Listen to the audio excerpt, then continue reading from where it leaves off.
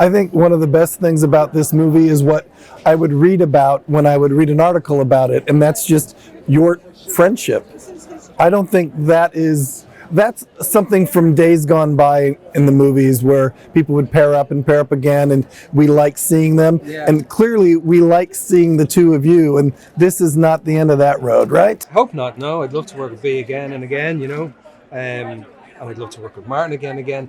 Yeah, sometimes, you know, the whole thing of telling stories, whether it's on a stage, in a theatre, or on the cinema or television, whatever it may be, it's the art of manufacture, you know, in many ways.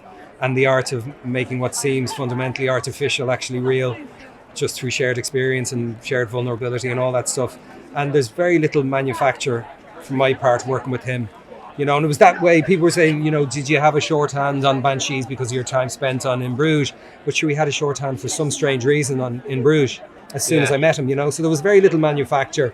And it was lovely to have the friendship to just be a kind of wellspring that allowed everything else to take place, because we never see the friendship in the film. We see the disintegration of the friendship, varying degrees of that disintegration, you know. So yeah, it was lovely having the history we had and all, but there was something elemental there from the first time we met. For me, it seems strange that we would have had a friendship, because there is an age difference. There is a kind of a thing. I thought it was strange, and then I ended up doing it with you, and I was like, no, for some reason it's not strange at all. And I think the fact that we did have a history definitely bought into that. You know, it's only, as you say, like 2 pages in before it starts to fall apart.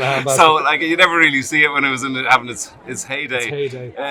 So it was good having the history. When we share ice cream cones and tell each other stories, go for long walks on the beach with Jenny.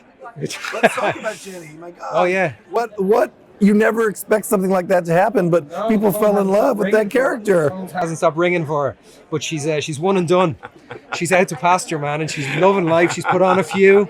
She's got her winter coat on now. I saw pictures of her. Honest to God, we got pictures of her.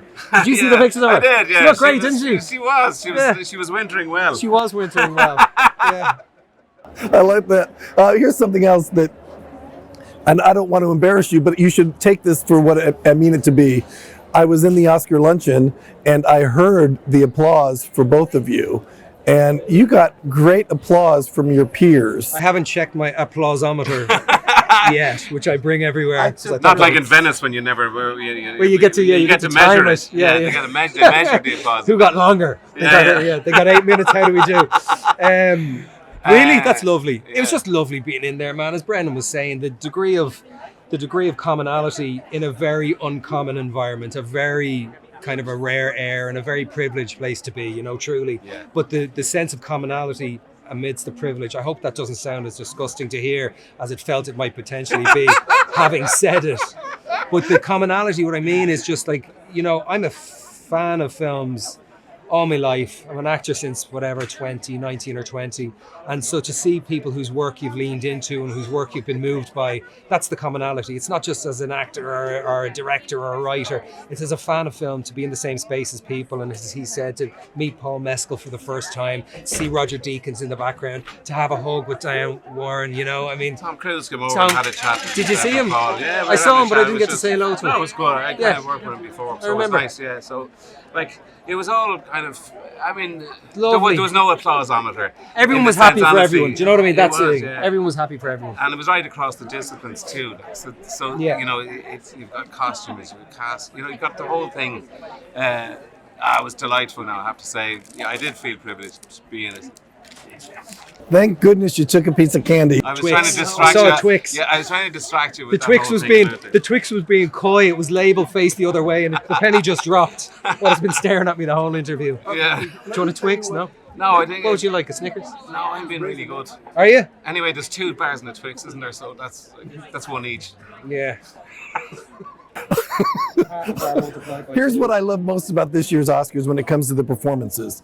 16 of the 20 acting nominees are first-timers, and I think that just makes the evening more exciting because it's been so life-changing, I think.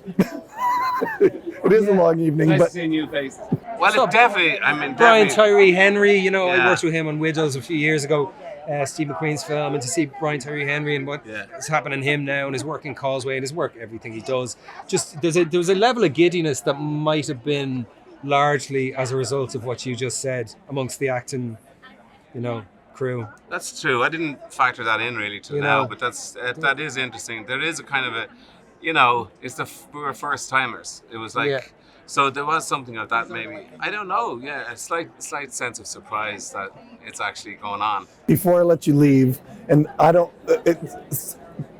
Diane Warren actually said, "I'm a winner." Like she came here, "I'm a winner." Yeah, it was great. And I think that's the it. spirit of it. So, There today. is there hope? I mean, I don't want to say. Of course, you want to walk home with statues, but the end result of Oscar Sunday is going to be a really pleasant evening Totally. of people supporting what you've worked so hard for. That's right. And It can never be taken away. Is Yeah. the thing.